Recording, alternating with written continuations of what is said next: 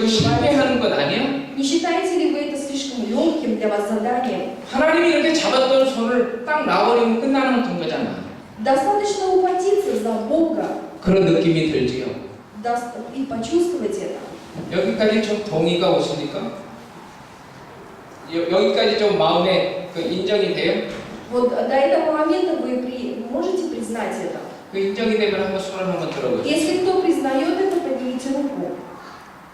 인정이 돼요? 목적지는 너무너무 좋고 시작도 굉장히 강렬하게 시작했는데 그 마지막까지 과연 도달할 수 있을까? 이 염려가 우리 안에 있지 않냐 이거죠. У нас с вами есть цель, четкая цель Царства Божье. Начало у нас было уверенным, и мы уверенно начали следовать за Богом. Но в течение своей жизни мы замечаем, насколько это может быть тяжело для нас. 매일매일 좋은 길이 인생길을 걷는다 그러면 갈 것 같은 느낌이 있습니다. Каждый день мы как будто преодолеваем себя. 근데 거친 들판이 있고 아픔이 있고 실패의 나날을 겪다 보면은 아 저기까지 도저히 못 가겠구나 하는 절망도 우리 앞에 있을 수 있습니다. И когда мы когда чувствуем себя плохо, когда мы заболеваем, когда мы разочарованы, нам кажется, я не могу дальше следовать к этой цели спасения. 몸이 아프면 못 갈 것 같은 느낌도 있습니다. Кажется, когда я себя плохо чувствую, я больше не могу. 자녀가 아프면 그럴 것 같습니다. Когда дети болеют, невозможно продолжать. 가정에 어떤 눈물겨운 아픔이 있으면 거기까지 도저히 못 갈 것 같은데 하는 마음이 Когда сейчас тебе тяжело, кажется, может быть и завтра будет еще тяжелее. 여기 어린아이들부터 나이 많은 어른들까지 같이 있습니다. Это можно сравнить с тем, какой жизненный путь начинают дети, потом взрослеют. 여러분들의 살아온 나날들을 생각해 보면 어떻습니까? Как вы думаете? 바쁘게 걸어왔지요. Конечно же, расти, взрослеть не так просто. 아찔한 순간도 경험했을 것입니다. Каждый раз ты что-то испытываешь новое. 눈물겨운 아픔도 있었을 것입니다. Бывает, ты плачешь, тебя доводят до слез. 이런 길의 연속이라면 그 목적지까지 못 갈 것 같은데 하는 기분도 들 것입니다. И бывают моменты, когда ты думаешь, что я не могу дальше идти за Богом. 이 갈등과 고민에 대한 문제의 해답이 오늘 말씀에 있습니다. И в сегодняшнем слове есть ответ для тех, кто испытывает такое разочарование или беспокойство по этому поводу. 이미 저는 십자가의 사랑으로 우리가 관문을 통과했다고 그랬습니다. Я говорил вам, что вы уже испытали на кресте благословение Божьей любви. 예수님이 가장 연약한 죽음의 순간조차도 오히려 생명의 길을 여는 계기를 만들었다고 했습니다. В тот момент, когда Иисус был слабее всего, немощнее, беззащитнее всего, именно тогда для нас стало благословением, потому что мы с вами обрели вечную жизнь. 이제 생명의 문을 통과한 사람들에게는 가장 강력한 부활에 주님이 함께한다고 그랬습니다. И теперь, когда мы вошли в жизнь вечную, что нам нужно? Это жить вместе с воскресшим Господом. 그래서 우리는 실패하지 않습니다. И если мы держимся за воскресшего Господа, вместе с Ним живем, то тогда мы не можем терпеть поражений. 로마서는 그렇게 말씀했습니다. Послание к Римлянам именно так и сказано. 그런데 에베소서에서는 더 강렬하게 나옵니다. Но в послании к Ефесянам мы лишь утверждаемся в этом слове. 그럼 신앙이란 우리가 하나님을 붙잡는 것이 아닙니다. 우리가 하나님을 이렇게 붙잡는 것이 아닙니다. Верующая жизнь не то, что мы просто схватились за Бога. 하나님이 우리를 붙잡아주는 것입니다. Это то, что Бог держится за нас. 이해가 되십니까? Это понятно? 우리가 하나님을 붙잡는 것이 아니라 하나님이 우리를 붙잡는 것입니다. Верующая жизнь не то, что я ухватился за Бога, а Бог держит меня. 여러분 가족 여행을 떠났습니다. Вы когда-нибудь отправлялись в семейное путешествие? 아주 즐거운 놀이동산에 갔습니다. Наверняка вы ходили куда-то в парке, развлечений. 아이들의 손을 잡고 갑니다. Обычно маленькие дети держатся за родителей. 우리 아기가 아빠의 손을 뿌리치고 아빠, 내가 아빠 손을 잡을게 하고 이렇게 손을 잡습니다. И я в свое время тоже держался за своего отца. 아빠가 그 아이 손을 잡는 것이 아프고 하니까 아빠 이거 놔 하면서 내가 아빠 손을 잡을게 하고 아빠 손을 잡습니다. И 아빠 손을 아기가 잡는다는 거예요. 아빠 손을 아기가 이렇게 잡는다. 아기가 아빠 손을 이렇게 잡습니다. Ребенок держится за папину руку. 아기가 아빠 손을 잡고 열심히 이것저것 재미있는 것을 구경합니다. И пока ребенок держится за папину руку, он смотрит высматривает что-то интересное. 호랑이도 보고 다람쥐도 봅니다. Он смотрит на туда, посмотрел сюда, 사자도 посмотрел. 봅니다. Посмотрел, может быть, заешься в зоопарке, на животных. 너무도 재미있는 광경이 펼쳐지는 곳에 눈이 팔립니다. Вокруг очень много всего интересного. 그 순간 서서히 이 손을 놓기 시작합니다. И когда ребенка что-то увлекает, привлекает, он отпускает руки папы. 놓고 그 아름답게 펼쳐진 사자를 찾아갑니다. Он может пойти к клетке со львом, 호랑이를 또 찾아갑니다. пойти туда и посмотреть на льва поближе. 아버지 엄마는 멀리 떨어져 있습니다. И он отходит от своих родителей далеко. 한참 놀다 보니까 엄마 아빠가 없어졌습니다. И когда он посмотрит вокруг, он даже может потеряться, увидеть, что где родители. 그 순간 아이는 어떤 감정이 됐습니까? И тогда вы представляете, когда ребенок увидит, что он один, он потерялся, какие чувства он испытывает. 그렇게 예뻤던 새들과 꽃들과 아름다웠던 것들이 싫기 시작합니다. Те прекрасные вещи, которые его увлекали, цветы, птички, львы, все это уходит на задний план, все становится неинтересным. 너희들 때문에 내가 아빠 손을 놨잖아 하고 원망합니다. Ребенок может на них злиться из-за того, что он из-за них упустил папу, отпустил папину руку. 그런데 이 아이가 재미나게 노는 방법이 있습니다.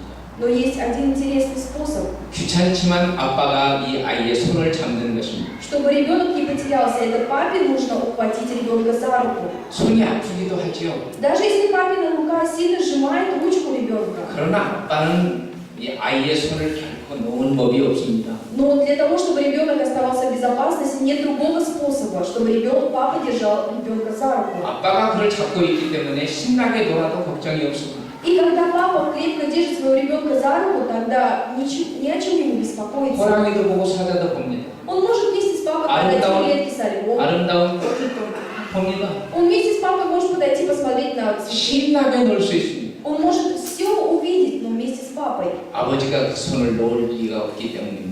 Главное, чтобы папа крепко держал его за руку. 신앙이란 우리가 하나님의 손을 붙잡는 것이 아니고 하나님이 우리를 붙잡는 것입니다. И верующая жизнь в том, что не мы ухватились за Бога, но Он крепко держит нас в своих руках.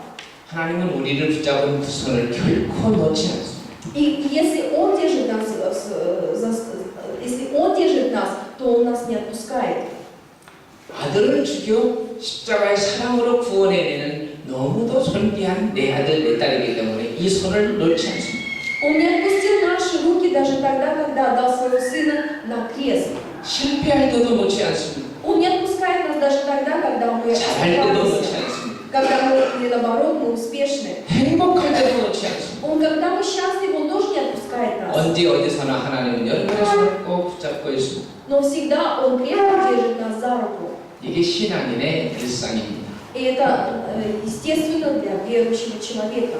바울은 하나님의 능력을 알게 해달라고 기도합니다. Именно об этом просил Павел в молитве, чтобы таким образом познать Бога, Его силу. 그 능력의 첫 번째는 부활의 주님을 알게 해달라고 기도합니다. И он просил первую тему молитвы о том, чтобы познать Бога. 우리를 붙잡은 이 손이 얼마나 센지를 알게 해달라고 기도합니다. Познать, насколько сильна хватка руки Божьей с нашей рукой. 그러면서 그 유명한 말씀을 합니다. Именно об этом было знаменитое слово Павла. 교회는 그리스도의 몸이라고 얘기해요. Сказано, что церковь – это тело Христово, 그리스도는 몸의 머리라고 얘기해요. а Христос есть глава церкви. 결국 여기가 머리가 누구예요? Голова кто? 예수님이십니다. Иисус. 여기 몸은요? Тело 누구죠? 교회예요. – церковь. 교회와 머리가 뭐이죠? Церковь, тело, глава, Христос. 교회와 머리와 몸이 하나이듯이 예수님과 우리는 끊을래야 끊을 수 없는 관계라는 것입니다. И когда тело и глава едины, тогда это непрерывные отношения. 끊으려면 내 목을 잘라라. 그럴 것입니다. Прерваться может, если только отсечь голову, 목을 잘릴 리는 없습니다. но этого нельзя допустить. 예수님을 머리로 한 교회의 몸으로 딱 묶어매가지고 끊을래야 끊을 수 없는 관계로 엮여 있다고 얘기합니다. То, что сказано, что глава Христос, а мы лишь тело, что церковь тело, это говорит о том, что когда мы едины, когда мы в союзе, объединении, тогда мы можем все. 그냥 우리를 돕는 것이 아닙니다. 돕는 것도 아니고 붙잡는 정도가 아니라 머리와 몸으로 하나로 일생 동안 묶여 있는 것입니다. Не просто держаться за руку, не просто помогать друг другу, но тело и голова едины, и это союз, в который мы идем в вечность. 예수님은 머리입니다. Голова – это Христос, 교회는 몸입니다. церковь – это тело. 근데 교회란 누구를 의미할까요? И что это значит церковь? 교회란 이런 건물이 아닙니다. Это не здание. 교회란 여러분 한 사람 한 사람을 교회라고 얘기해요. Церковь – это каждый из вас. 고린도서 1장 2절에 보면 성도를 교회라고 얘기해요. В послании 1 Коринфянам сказано, что верующий и есть церковь, храм Божий. 누가 교회라고요? Кто церковь? 여러분 한 사람 한 사람이 교회라는 겁니다. Каждый из вас является храмом Божьим. 여러분 한 사람 한 사람이 그리스도를 머리로 한 몸으로 딱 묶여 있다고 얘기해요. Это значит, что каждому из вас главой является Христос, и поэтому вы с Ним едины, и у вас непрерывные отношения. 그리스도를 머리로 한 몸으로 묶여 있을 때 누가 제일 답답하겠습니까? Кому сложнее, главе или телу? 누가 더 답답하겠어요? Кому сложнее? 예? 예수님이 머리고 우리는 몸이니까 누가 같이 있으니까 얼마나 누가 더 답답하겠어요? Кому сложнее, главе с таким телом или телу с такой головой? 예수님이 답답하겠죠. Иисусу сложнее с нами. 머리는 좋은데 몸이 안 움직여지면 어때요? Если голова здорова, а тело нездорово, 못 살겠죠. так не получится жить. 머리 IQ는 300입니다. 몸의 IQ는 50입니다. Если уровень интеллекта головы выше, чем уровень интеллекта тела, 영 못 살겠죠. тогда ну как жить таким союзом? 예수님은 탁월하십니다. 예수님은 크십니다. Иисус, Он великий, 예수님은 최고의 지혜를 가지고 계십니다. Он мудрость, 우리보다 뛰어나십니다. Он превыше всего. 근데 그 머리 대신 그리스도가 우리와 일생 동안 묶여 있는 겁니다. И тобой Христос, Он соединен с нами такими немощными. 예수님은 답답한 것을 감수하십니다. И наверняка Иисусу бывает очень некомфортно с нами. 우리가 고통스러울 때 머리는 더 아픈 법입니다. Потому что когда нам тяжело, трудно, голова начинает болеть. 우리가 아파할 때 머리는 더 아픕니다. Когда мы болеем, голова болит в 100 раз больше. 우리 몸이 눈물을 흘릴 때 우리 머리는 더 눈물을 흘리는 법이지. Если мы страдаем, то слезы стекают с нашей головы, с наших глаз. 예수님과 우리는 떨어질래야 떨어질 수 없는 긴밀한 관계입니다. Мы с вами в одном едином союзе соединены едино. 우리는 예수와 하나 된 신분입니다. И мы с вами, наше положение таково, что мы соединены со Христом. 아주 중요합니다. 여러분과 저는 예수와 하나 된 신분입니다. Это очень важно. Наше положение таково, что мы едины со Христом. 예수님은 하나님의 친아들입니다. Иисус Христос – Сын Божий. 우리는 법적인 아들입니다. А мы дети Божьи, усыновлены Богом. 예수님은 친아들이고 여러분과 저는 양자입니다. Мы с вами лишь усыновлены, а Иисус Христос – единородный Сын Божий. 그러나 예수님 양자인 우리나 친아들인 예수를 하나님은 동일한 특권의 자리에 앉히십니다. И Иисус Христос нас, усыновленных, нам больше помогает. 하나님은 우리를 볼 때 누구를 보는 것 같을까요? 하나님은 우리를 보실 때 마치 누구를 보는 것 같을까요? Когда Бог смотрит на нас, то кого видит Он? 여러분 한 사람 한 사람을 볼 때마다 누구를 보는 것처럼 하나님이 우리를 볼까요? Когда Бог смотрит на нас, кого Он видит в нас? 누구라고 생각합니까?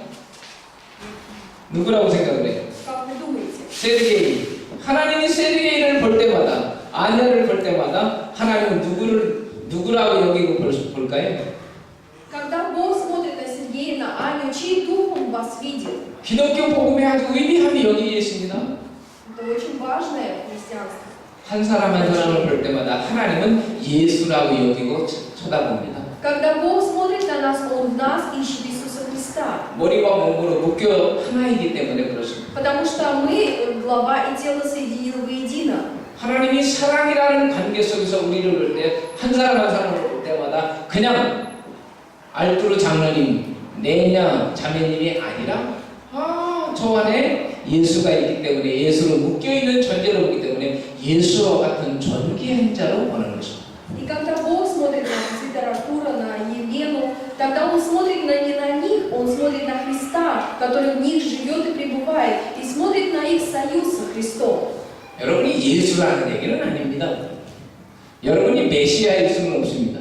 Без Христа мы ничто, мы ничего не можем. 사랑이라는 측면에서 하나님이 여러분과 저를 예수님과 동일한 존재로 여겨주신다는 사실. И в этом заключается истина того, что мы с вами соединены с Богом, имея в себе Дух Иисуса. 여러분 믿음과 사랑이란 대등한 인격 속에서 가능합니다.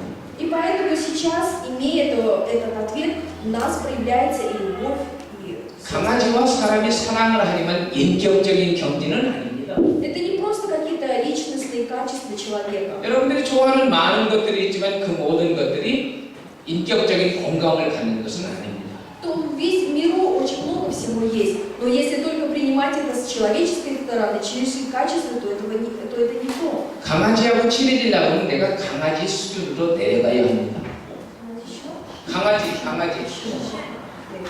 강아지 수준, 강아지 입장으로 내려가야 합니다. 내가 강아지가 돼야 된다는 거죠. 네. Как стать щенком, быть на уровне щенка. 여러분 자녀들하고 친해지려고 그러면 자녀 보고 어른 자리에 오라고 하지 않습니다. 어떻게 하죠?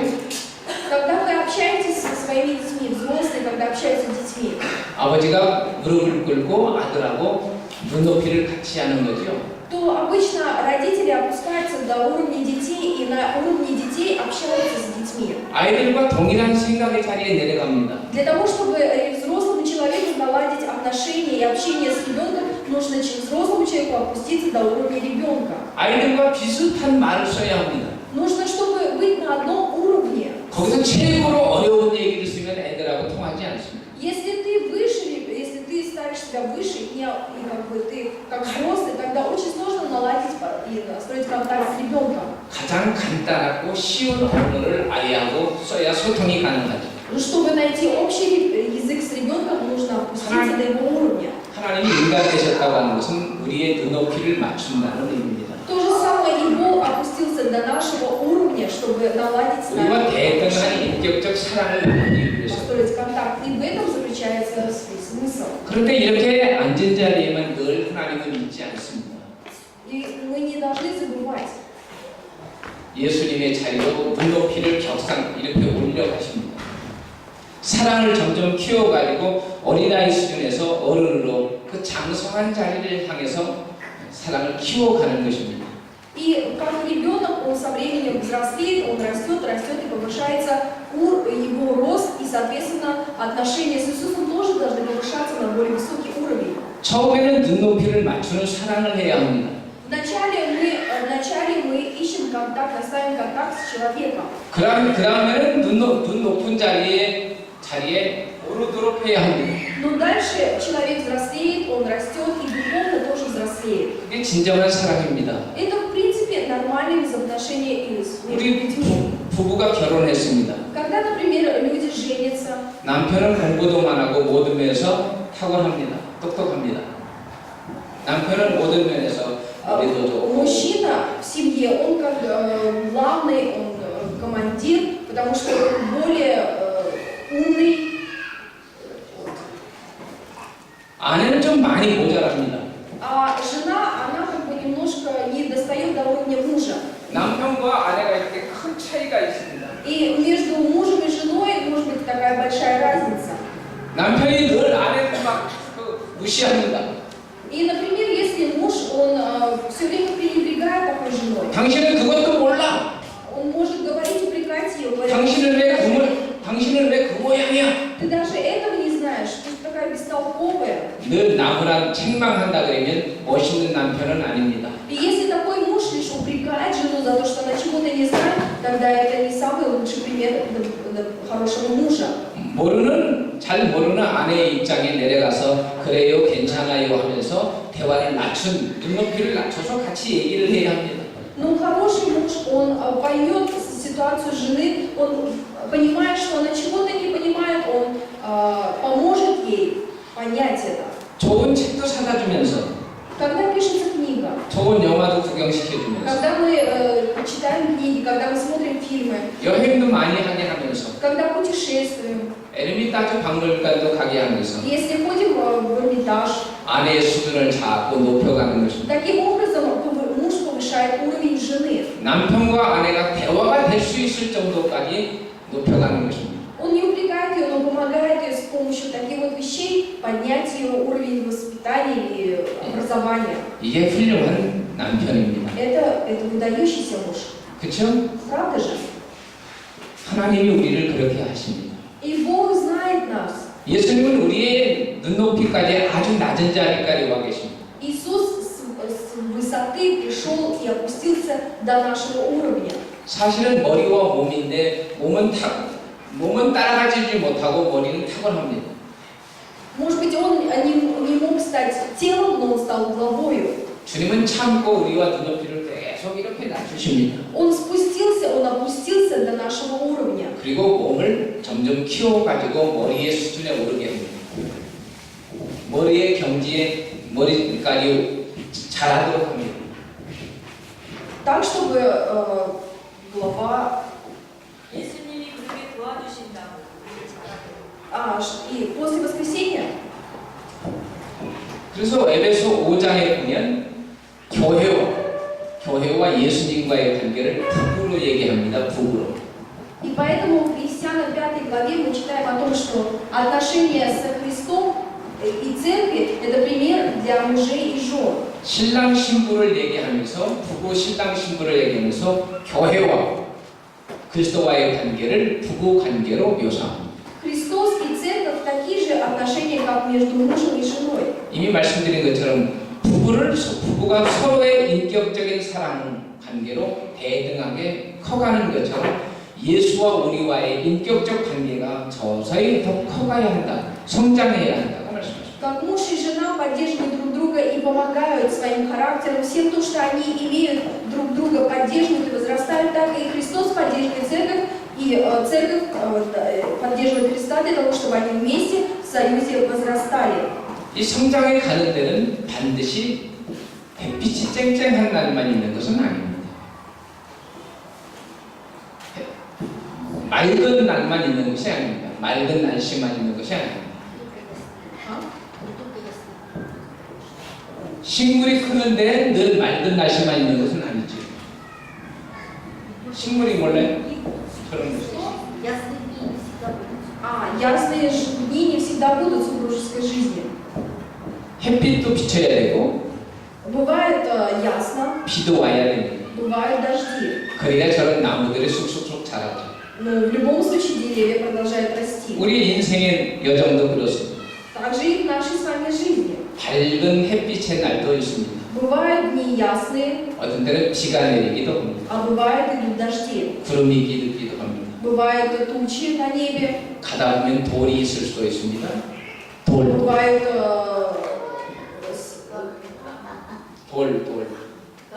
камни на пути. 우리 신앙의 여정에 장애물이 있을 수도 있습니다. Бывают преграды на пути. 그런데 이 모든 경험을 통해서 사람은 쑥쑥 자라기 시작합니다. Но несмотря на это, мы все равно продолжаем расти. 아이들도 그렇지요. То же самое дети. 넘어지기도 하고 Дети бывает падают, 다치기도 하고 ранятся, 어떤 때는 울기도 하고 плачут, 어떤 때는 친구들과 싸우고 다치기도 하죠. иногда ссорятся с друзьями. 친구와 싸우고 졌다고 울면서 집에 들어오기도 합니다. Когда поссорятся с друзьями, прибегают домой в слезах. 어떤 때는 공부도 하기 싫다고 할 수도 있습니다. Бывает, дети иногда не хотят 근데 учиться. 그런 모든 과정을 통해서 아이들이 어른으로 자라는 것입니다. Но все это решается в семье. 신앙의 과정도 그렇습니다. Также и верующая семья. 늘 좋은 날씨만 우리 앞에 있는 것은 아닙니다. 좋은 날만 있는 것은 Не 아닙니다. только хорошее нас ожидает. 굳은 날씨도 있습니다. Бывают и хмурые дни. 그 과정을 통해서 사람은 커갑니다. Но во всем этом процессе, через это все человек растет духовно. 저는 6년 전에 암을 경험한 적이 있습니다. Бывает все в жизни, и переживания. 저희 형님이 암이었고 У моего старшего брата рак. 형님은 돌아가셨습니다. Из-за этого был рак, из-за этого он умер. 둘째 형님도 동일한 대장암이었습니다. И у второго, старшего брата тоже рак. 저도 역시 얼마 후에 간단한 대장암이 왔습니다. 암, И у, У нее тоже рак. и у пастора тоже рак. 암이 왔습니다. 암에 걸렸습니다. У меня тоже рак. 작년에 딱 5년이 지났습니다. Уже прошло 5 лет. 암은 완치됐다고 하는 결과를 얻었습니다. Ничего. 다 나았다. И спустя 5 лет рак 우리 집사람은 6개월밖에 살지 못한다고 의사가 나가지고 했습니다. вылечили. Рак. После операции еще Операция была, да? После операции. 그런데 지금 처음 결혼할 때는 35kg였습니다. И я потерял за это время 35. И у него жена тоже только У нее тоже рак? не рак, 네, 제 아내 얘기입니다. 6개월밖에 살지 못한다고 его жена тоже врачи сказали. Врачи сказали, что его жене осталось жить 6 месяцев. 35kg 나라서 여기 바람만 불러도 날아다닐 정도였습니다. Потерял. Когда женился, у нее вес 35 У нее вес был 35 килограмм. 그런데 지금은 이렇게 뚱뚱한 아줌마가 됐습니다. А сейчас вот она такая полная. 지금은 한 70kg 가까이 됩니다. Где-то более 70 килограмм. 우리 아이가 뱃속에 있었습니다. 임신했습니다. 우리 아이가 임신했을 때의 일입니다.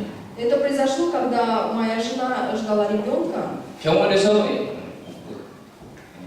진단이 나왔습니다. В больнице 이 아이는 심각한 질병에 걸려 있더라. провели диагностику и узнали, что у нее серьезное заболевание. 이 병원도 찾아가고 그 다음 다른 병원도 찾아갔습니다. И проведя диагностику, обнаружили новое заболевание. 가능성이 없습니다. 이 아이가 제대로 건강한 아이가 될 가능성이 없었습니다. И врачи не обещали, что ребенок родится здоровым. 또 다른 병원을 또 찾아갑니다. 다른 병원을 찾아갑니다. Обнаружили другую болезнь. 또 검진을 받아봤습니다. Еще прошли обследование. 동일하게 위기에 놓여 있습니다. То же самое. То же самое. 10개 병원을 찾아갔습니다. Нашли 10 болезней. 어린아이를 제거하자고 의사가 Поменяли 10 клиник и не могли обнаружить диагноз. Или обнаружили диагноз. Один и тот же диагноз. 10개 병원을 찾아다녔습니다.